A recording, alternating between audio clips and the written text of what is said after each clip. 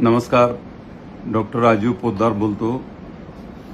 नागपूर स्थानिक स्वराज्य संस्था मतदारसंघातून मला अजूनपर्यंत केंद्रीय नेतृत्वाकडून उमेदवारी मिळालेली नाही आहे. पण कार्यकर्ते अति उत्साहामध्ये उमेदवारी मिळाली अशा प्रकारे सोशल मीडियामध्ये व्हॉट्सॲप, फेसबुक, इंस्टाग्रामवर त्या ठिकाणी टाकतायत.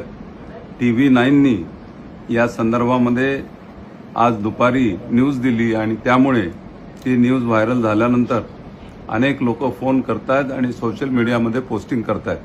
मी आपणा सगळ्यांना कळकळीची विनंती करतो की जोपर्यंत दिल्लीवरून केंद्रीय नेतृत्वानं आपल्याला अधिकृत यादी दिलेली नाही तोपर्यंत कृपया कोणीही या संदर्भामध्ये पोस्ट टाकू नका.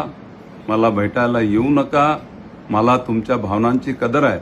मला माहिती आहे की तुम्हा सगळ्यांना उत्सुकता आहे की डॉक्टर राजीव पोद्दार यांना उमेदवारी मिळाली पाहिजे. आपणही पक्षाकडे अधिकृतरित्या याची मागणी निश्चितपणे केली आहे.